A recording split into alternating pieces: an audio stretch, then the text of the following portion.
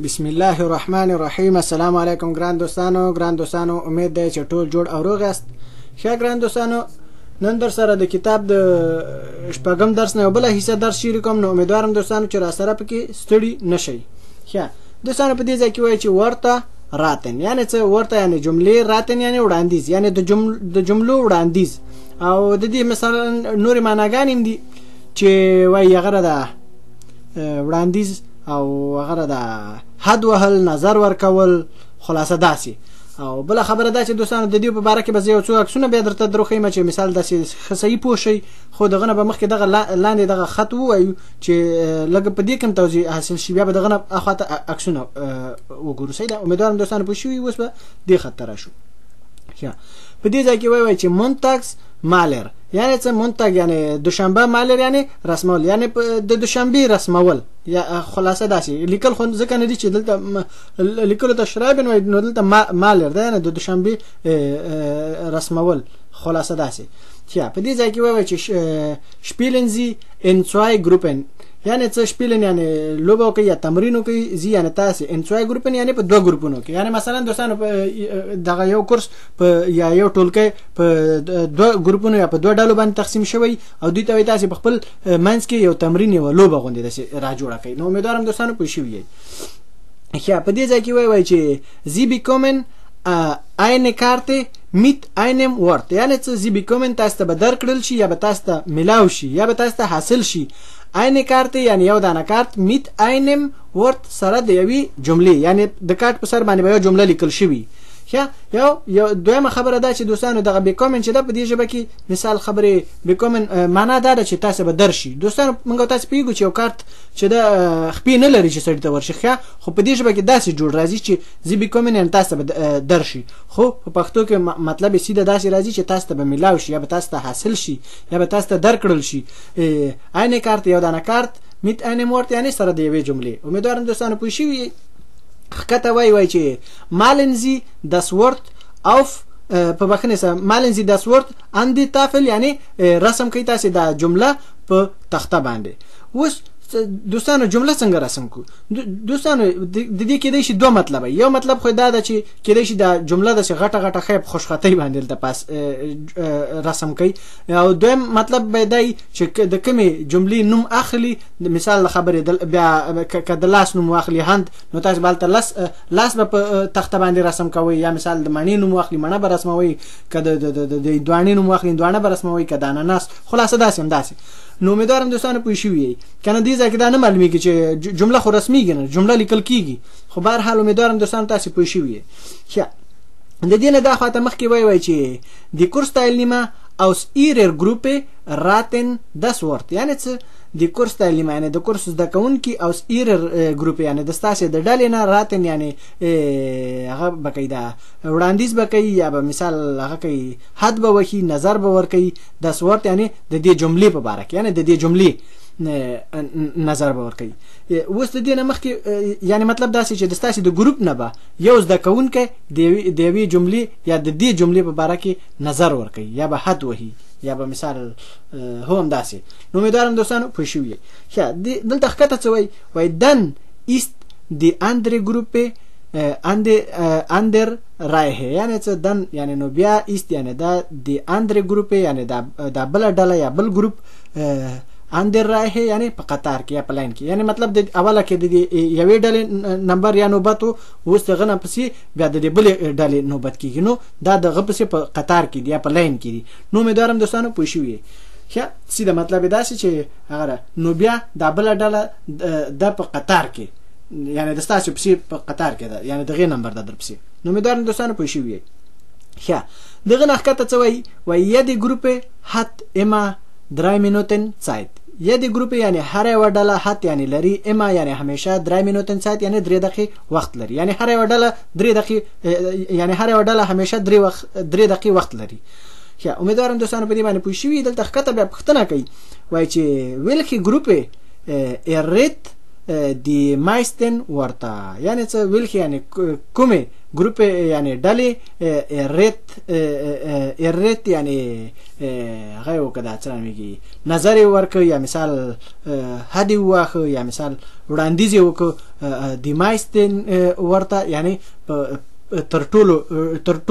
ډیرو جملو یا مثلا هو تر ټولو ډیرو جملو کنه مایستن هم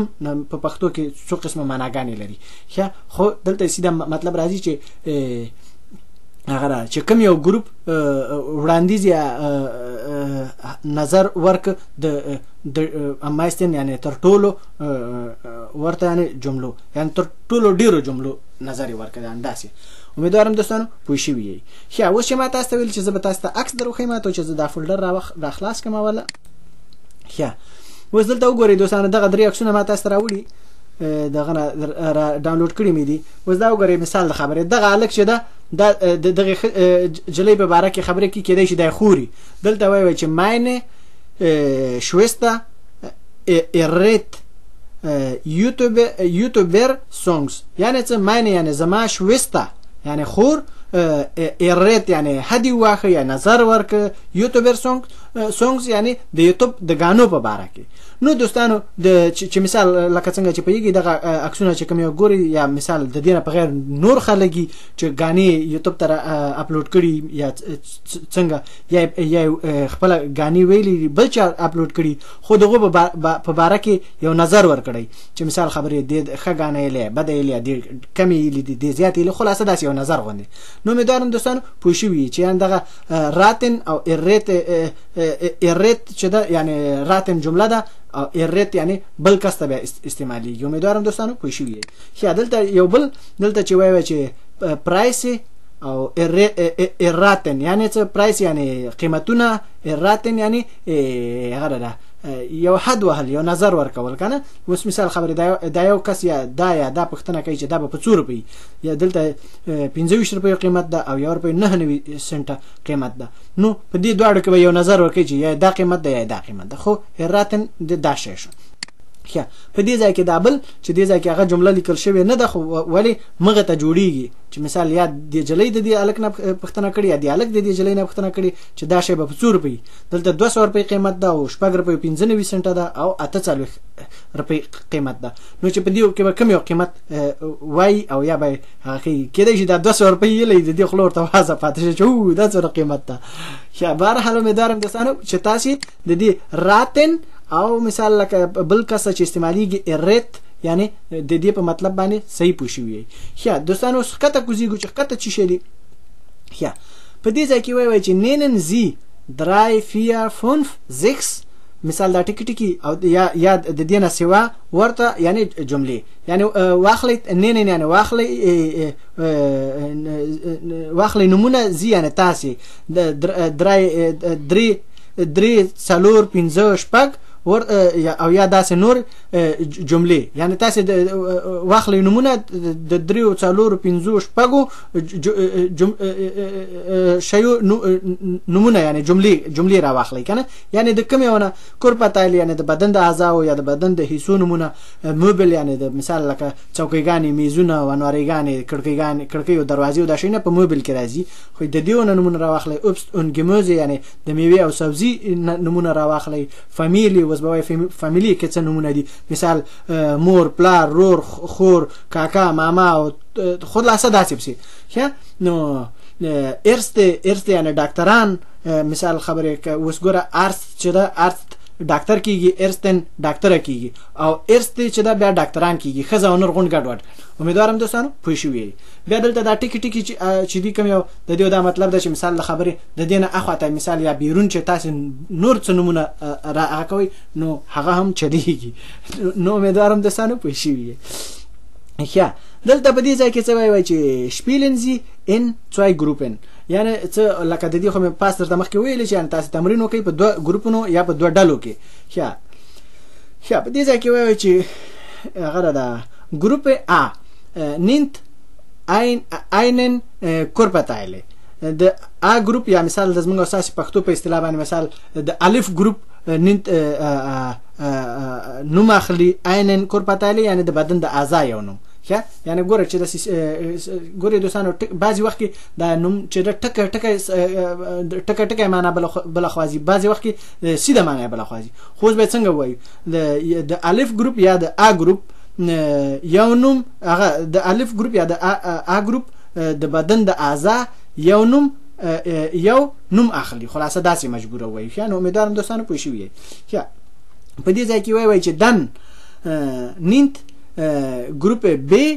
2 Körperteile یعنی dann نو بیا اخلي نو بیا د بی ګروپ د بدن د اعضاو دوه نمونه اخلي خلاصه داسې امیدوارم دوستانو پوه شوي یئ بیا دلته وایي چې dann nimmt Gruppe A 3 Körperteile نو بیا د ا ګروپ د بدن د اعضا درې نمونه اخلي یا د دې نه دا خواته مثال خبرې بیا وایو چې هغه ده dann nimmt Gruppe B 4 Körperteile یعنی نو بیا د بی ګروپ د بدن د اعضاو څلور نمونه اخلي نو امیدوارم دوستانو پوه شوي یئ ښه په دې کې ښکته دلته څه وایي ویر findet die meisten Wörter یعنی څه ویر یعنی څوک یا کوم یو findet پیدا کوي die meisten Wörter یعنی تر ټولو ډېرې جملې نو امیدوارم دوستانو پوه شوي یئ ښه اوس نو د صفحې شمیره ده چې 78 یعنی اتاویاومه شمیره ده او چې دلته تاسو ګورئ دوستانو نو دا صفحه ختمه شوه اوس د بلې صفحې ته راکوزیږو ښه په دې ځای کې دوستانو لیکلي چې مثال sehen Sie das Bild eine Minute lang an یعنی څه sehen یعنی وګورئ زیان تاسې das Bild یعنی دا عکس دوستانو ګورئ دغه پوره صفحه مطلب ده ځکه چې په دې کې واړه واړه عکسونه خو ډېر دي نو مخکې بیا وایي چې eine Minute lang یعنی ان یعنی د یوې دقیقې په اوږدو کې صحیح ده که نه امیدوارم دوستانو پوه شوي یعنی یوه دقیقه چې څومره وخت لري که نه په دغونه وخت کې تاسې وګورئ ښه د دې نه دا خواته وایي چې machen Sie dann das Buch zu یعنی څه machen یعنی وکوئ Sie یعنی تاسې dann نو بیا das Buch zu یعنی دا کتاب بند یعنی تاسو نو دا کتاب بیا بند کړئ ښه امیدوارم دوستانو پوه شوي په دې ځای کې وایي چې schreiben Sie das Wort auf یعنی ورته auf یعنی schreiben یعنی ولیکئ یعنی تاسې das Wort auf یعنی دا جملې پی یعنی پی چیرې ولیکئ یعنی دغه په دغه پاڼه کې دغه عکسونو پاسه ولیکئ لکه دوستانو د صفحه کې څنګه پیږي دغه شی سره نمونه نو ما درته تیار آماده لیکلي دي خو یعنی داسې مطلب دا چې تاسې د عکسونه د پاسه بیا دا نمونه ولیکئ چې یعنی صحیح پې باندې پوه شئ مخکې څه وایي wer hat die meisten Wörter ویر یعنی څوک یا کوم یو حد یعنی لري د meisten Wörter یعنی